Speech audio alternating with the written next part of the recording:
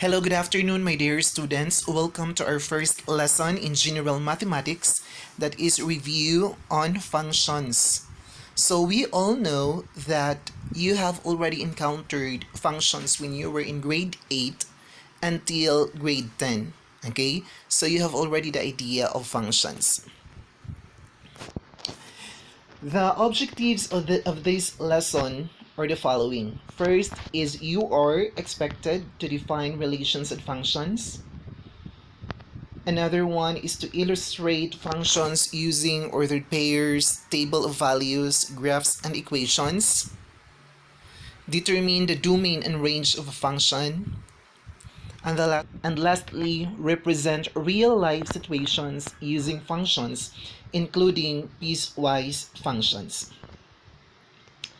We will first define a relation. So what is a relation in mathematics? In math, a relation is a set of ordered pairs x, y. The set of all first coordinates is called the domain, or the x values of the relation. Domain independent variables, input x values are just the same. They are the same. The set of all second coordinates is called the range, or the y values of the relation. Range, other term for this, is dependent variable, or the output, or y values.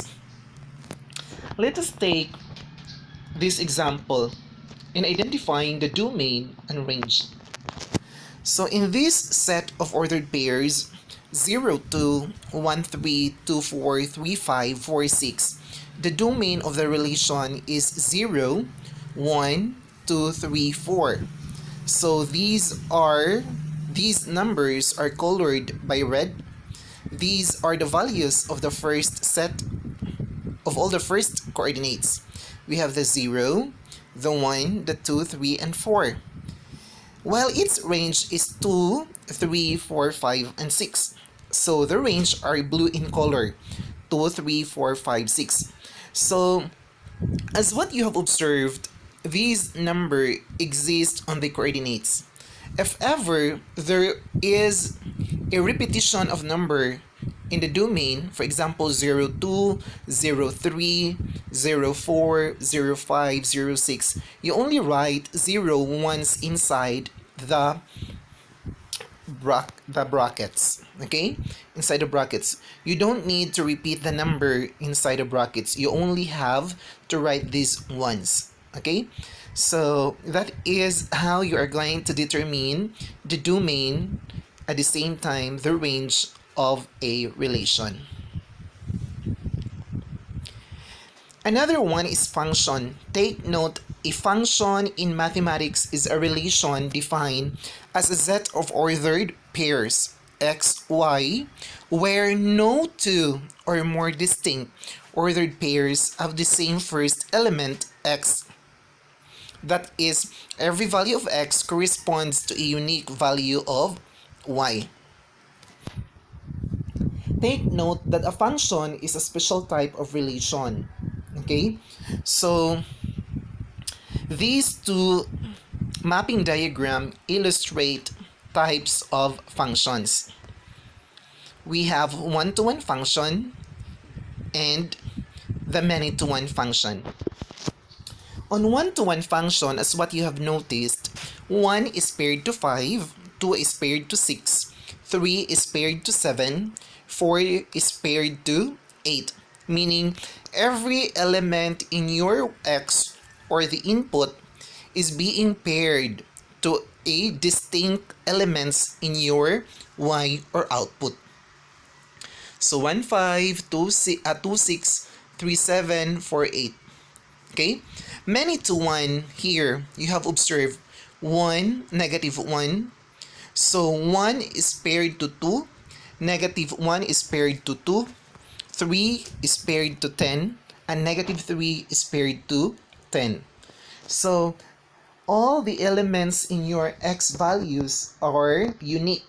1, negative 1, 3, negative 3, meaning this is an example of a function. Okay? Only this type of function is many to one, meaning many elements to one element in your output. The third mapping diagram illustrates the not function or the mere relation or the one to many. Why is it this is not a function? Simply because one is being shared to or is being paired to two elements in y, that is 1 1 and 1 2, meaning in the coordinates 1 is being repeated twice, 1 1 1 2 3 3 4 4. So if that is the coordinates 1 1 1 2 3 3 and 4 4, 1 is being repeated twice, and that is being paired to 1 and 2 in the y coordinate. So 1 to many, not function or mere relation. Once may balikon gani sa x values nga value, then automatic dili ni na siya function. So relations can be represented by using ordered pairs, graph, table of values, mapping diagram, and rule or equations. So in this case, we will determine which of the following represents a functions. Take note that in a function, all the elements in your x are paired exactly 1 to your y element. So ordered pairs. Example number 1. Which of the following relations are functions? Among the three relations, hain man sini sa ila ang functions. Take note, functions are all relations, but not all relations are functions, meaning functions is part of a relation. Okay? Grupo ina sila sa should sang relation aray duha ka grupo, ang usa kay function, ang usa kay dili function. Okay? So sini nga example, F, G, and H relations, which among the three is or are not a function? Okay, so let us look the values or the x values. In F, in a relation F, the x values are 1, 4, 2, and 7. 1, 3, 4, 1, 2, 0, 7, 2. So the first value, 1, 4, 2, 7. Ara bas ang gibalik nga value? Wa. So therefore, it is a function. So take note, your focus in determining an ordered pair, if it is a function or not, try to look at the x values. Tanawa ang x values kung may gibalik ba sa ila. 1, 4, 2, 7. Di ba? Man siya gibalik, so therefore it is a function. A number, in a G relation, this is not a function simply because 3 is being repeated twice in the domain or in the x values.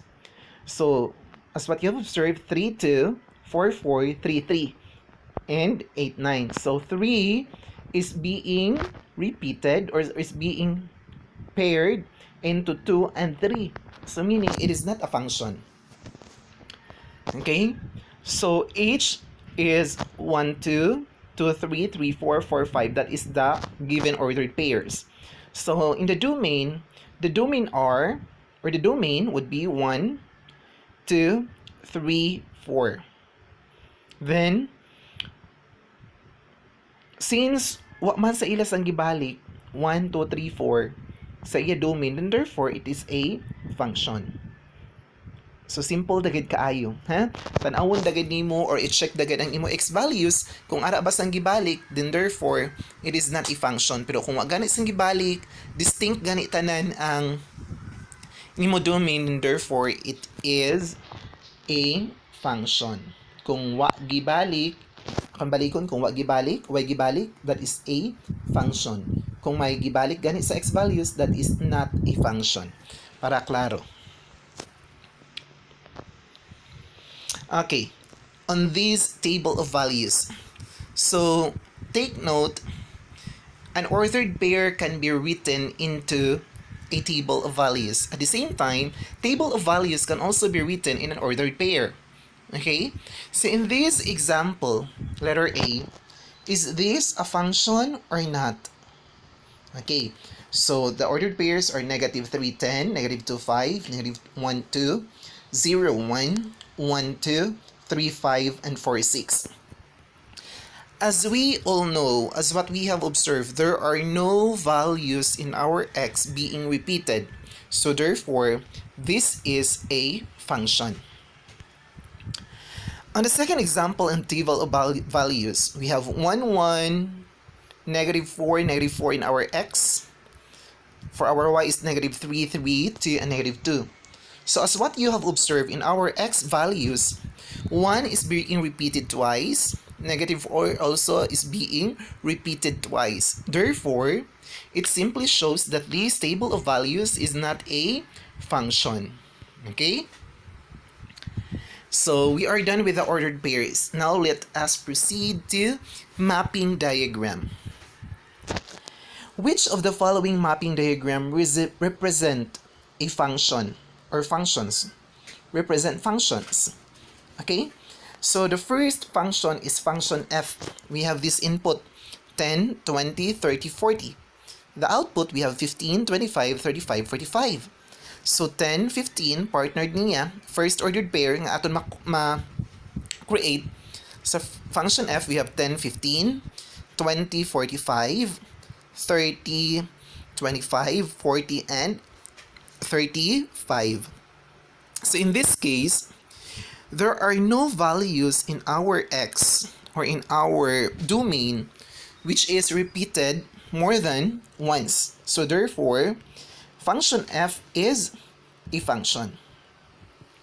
Function h is not a function, obviously, simply because 2 is being repeated to 20 and 2 is being partnered to 20 and 40. So 220, 240, 440, 330. So meaning gibalik ang 2 sa 20 kag sa 40. Amo niya partnered. So therefore it is not a function. The last mapping diagram, the function g or the g function, ax, by, cy, dz. Y gibalik sa aton input. Only nga ang y hinuon sa aton output kay ikaduha siya gipaired sa lain-lain sa input. Pero dili mina ang aton tan-awon. Ang aton tan-awon diri kay ang input man or ang x values kung may gibalik ba or may gipaired ba siya sa iban. So ax, by, cy, and dz. So they are unique or they are distinct. Once the given is a graph and we are asked to determine if it is a function or not, what we will do is we are going to test through the vertical line test. What do you mean by vertical line test? The vertical line test states that if every vertical line intersects a graph at exactly one point, then the graph represents a function. Nano gina siya ang vertical line, meaning linya gikan sa igbaw hangtod sa ubos. Mag-drawing gikay linya padung sa taas hangtod pa ubos, that is what we call as vertical line. Kung pahigda gani, that is horizontal line. From left to right na line, that is what we call as horizontal. Vertical naman padung taas hangtod pa ubos. Kung mag-drawing ka kuno sa graph sang vertical line test, once gani kuno ang imo vertical line, the vertical lines that you have drawn, kay ikausa dagad gani mo intersect sa graph, then therefore it is a function. Pero kung dili gani, more than once tas gani, then therefore it is not a function anymore. Just like for example number 1, a parabola. Only nga iya opening kay ari sa left side. So in that case, is this a function or not? Try to look at this. Kung mag-drawing kitay linya padung sa igbaw hangtod sa ubos, ikapila man mo intersect ang line. Okay, so that is not a function. Simply, when the line drawn, there are 2 points nga ni intersect ato sa igbaw kag sa ubos. Okay? The line or the vertical line passes through the graph twice, or there are 2 points of intersection between the graph at the same time the vertical line, the upper point and the lower point. Number 2, 3, and 4 is a function. Diba? Nga naman, kay kung mag-drawing kay linya, gikan sa igbawahan tud sa paubos, ikausa dagad din siya mo intersect. Linya, parehas sina nga line ka lang sa number 1. Bisan hain kasi na sa ila mag-drawing, kausa dagad siya mo intersect, therefore it is a function. Number 5, not function. Why? Simply because when we draw a vertical line, labi na sa tunga-tunga, ang linya kay mo intersect sa circle, kaduha. Then therefore, there are 2 points of intersection. And that points of intersection have the same values of our x. That is the reason why it couldn't be a function. Because that points intersected the line have the same x coordinate. Okay? So that is the explanation. That is the first point. The second point is below. So 2 points that intersect. Therefore, it is not a function. In number 5, or in this case, the given are equations. So how can we determine that these equations are functions? Okay? So if we can recall, number 1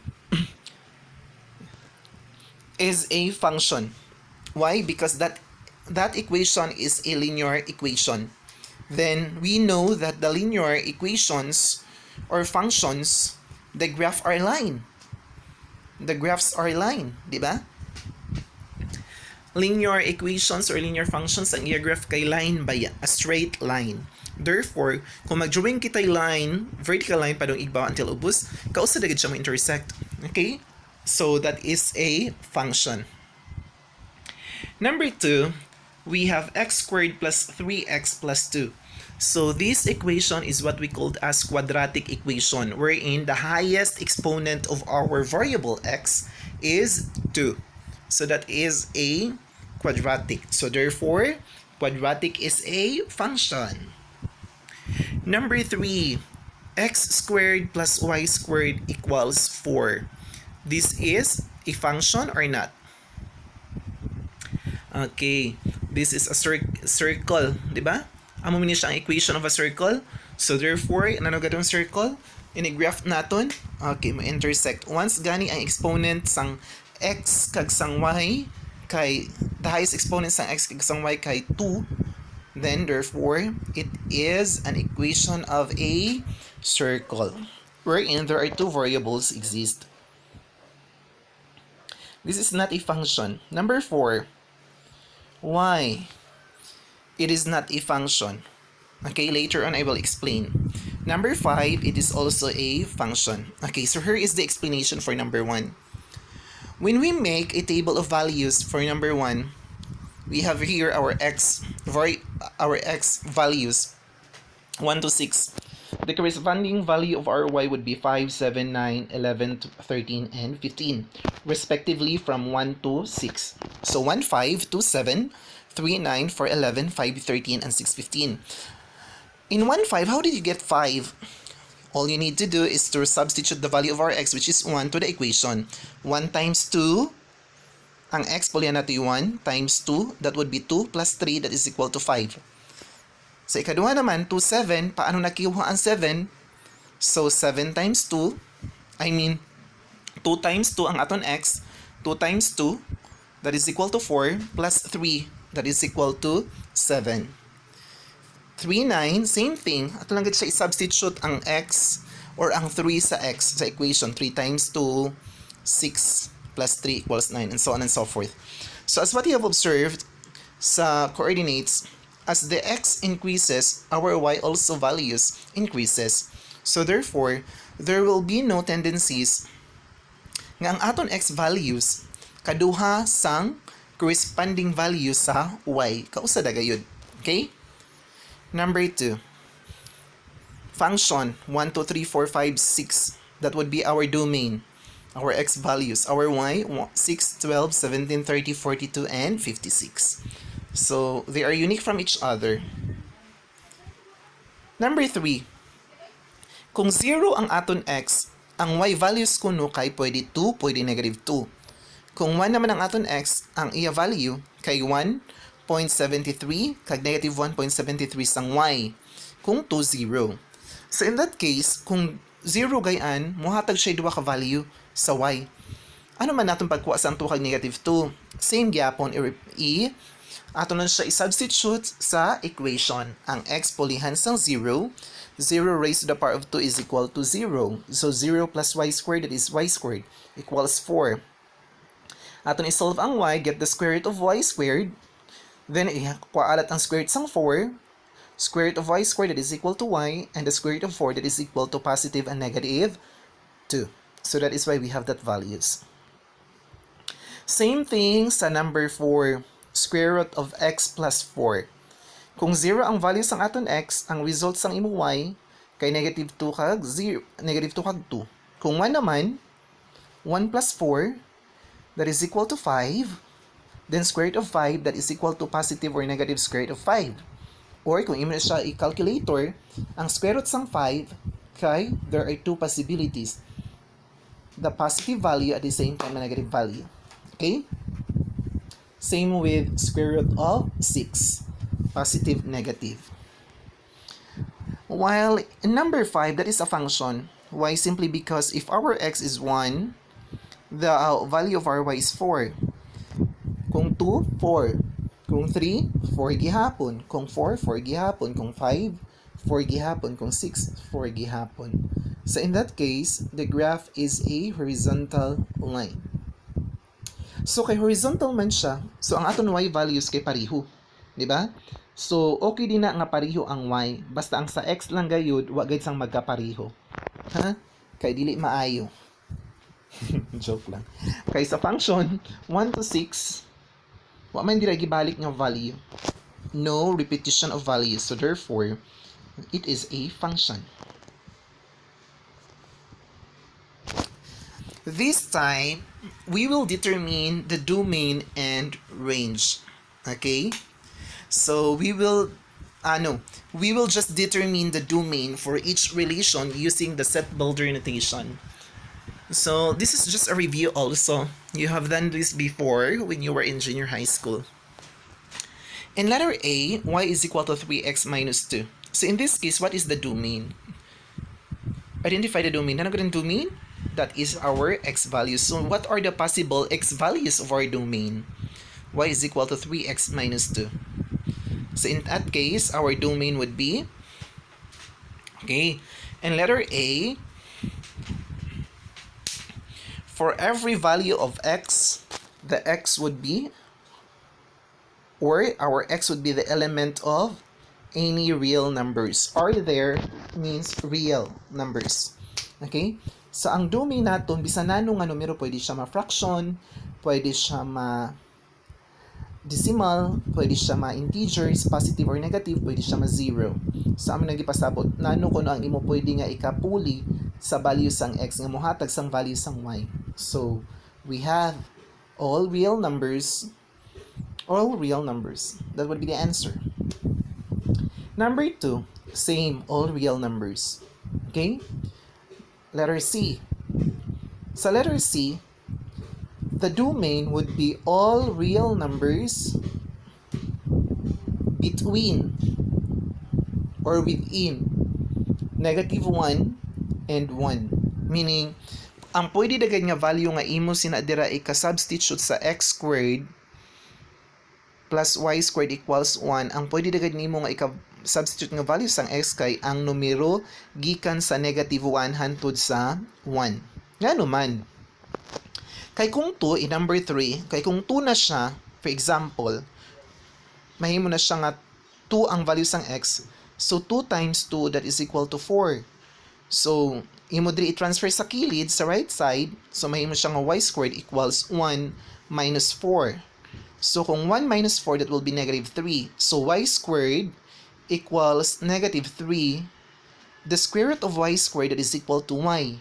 And negative 3, square root of negative 3 is an imaginary. We cannot determine the value of a square root of a negative number. Square root of negative 3, there is no number wherein when we multiply by itself, mugawas siya negative. Okay, since tanan nga numero, kung imo siya i-multiply by itself, the results would be, yes, correct, positive. Kung imo siya i-multiply just twice. Okay? In letter D, tanawa, y is equal to square root of x minus 4.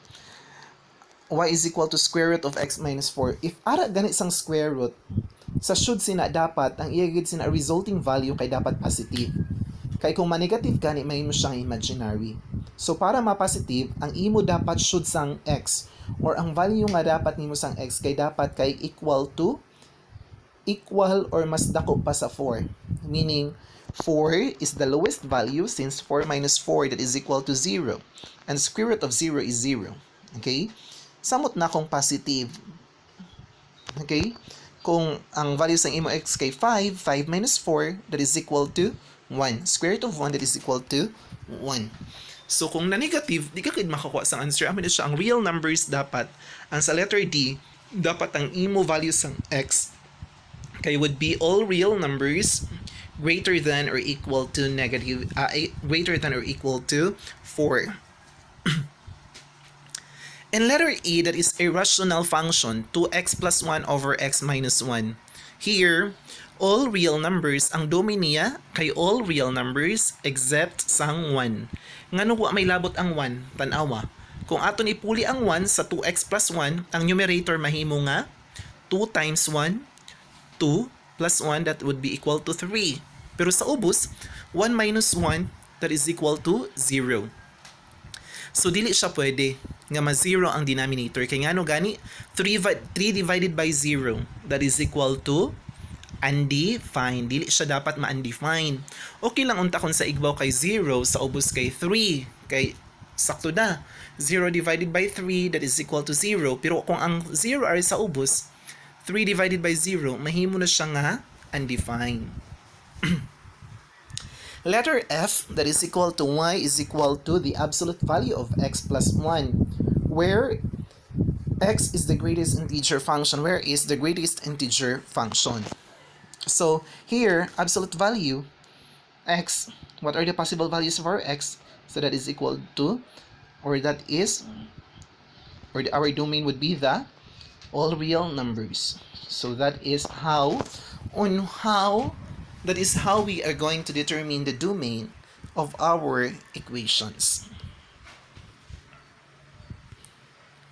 So functions as representation of real life situations. Take note, function is very important in real life. So functions can often be used to model real life situations or real situations. Identifying an appropriate function model will lead to a better understanding of various phenomena.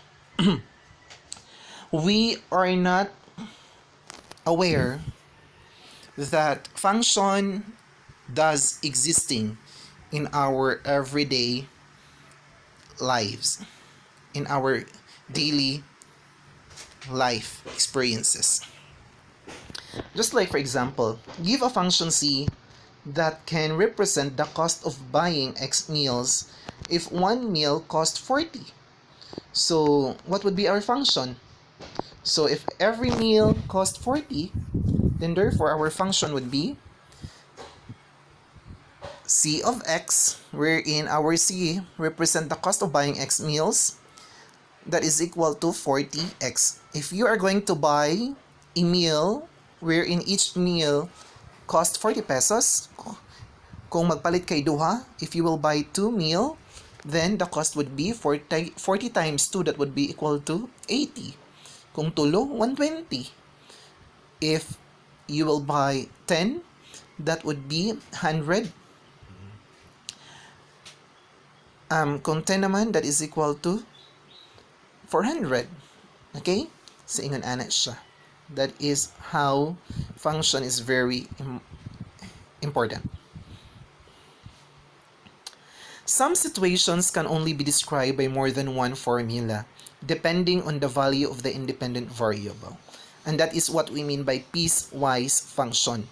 There are situations wherein it can be described by more than one formula.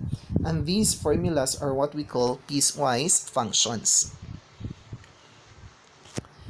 For example, a user is charged 300 monthly for a particular mobile plan, which includes 100 free text messages. Messages in excess of 100 are charged 1 peso each. So represent the monthly cost for text messaging using the function T of M, where M is the number of messages sent in a month.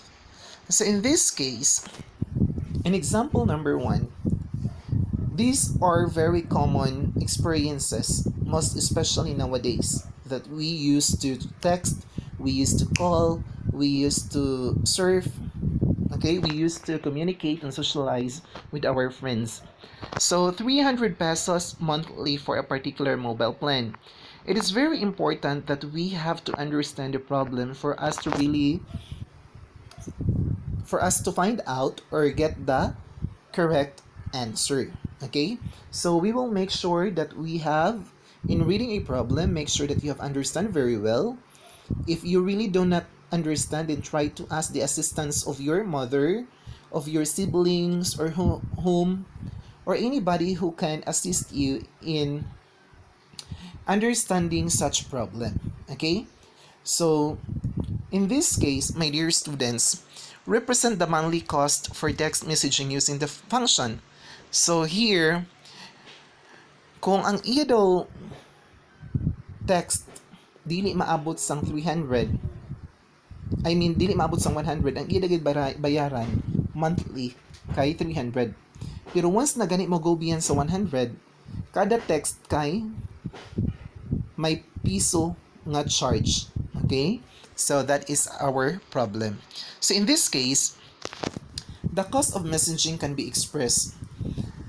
T of M, or the function of T of M, is equal to 300 if our M is greater than 0 but less than or equal to 100.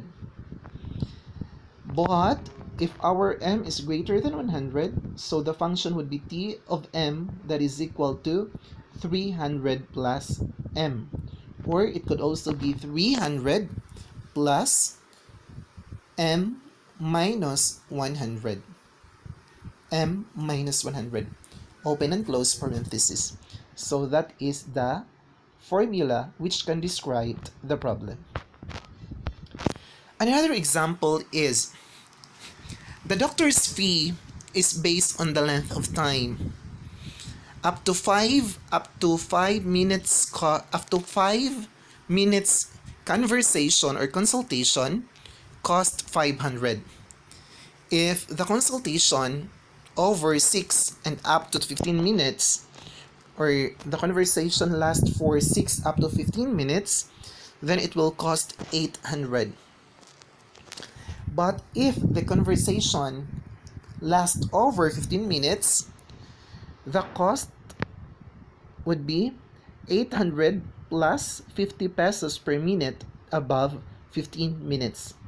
So kung ang consultation mo last lang sa 5 minutes, then ang bayaran sang patient or sa to nagpa-consult kay 500 lang. Kung 6 up to 15 daw, that would be 800. Pero kung mo-go beyond na sa 15, ang result kay 800 kamadto ang mga sobra sin ang minuto sa 15 kay corresponding sina niya nga minuto kay 50 pesos each. So use a piecewise function to represent as the doctor's fee as a function of length of time. Okay? So here, let f of t represent as the doctor's fee as a function of length of time. The function can be represented as follows. F of t, we have 500 if the time is greater than 0 but less than or equal to 5 minutes. 800 if the time lasted 6 more than 6 minutes but less than or equal to 15 minutes. But if the consultation or conversation between the doctor at the same time the patient lasted more than 15 minutes, then our function would be 800 pesos plus 50 pesos times t minus 15. So, kung ang communication nila sang 20 minutes, ang 20 i-substitute lang sa t, 20 minus 15, that would be equal to 5. Then 5 times 50, that would equal to 250. Then 250 plus 800, that is equal to 1050. Okay? So that is how we are going to solve if we are asked. Ingan ana. So I just hope that you have learned something from my discussion today. So again, if you have some questions or clarifications with my discussion or with our discussion, please don't be hesitate to chat, to text, or to message me with regards to your concerns. Okay? So thank you for watching this video.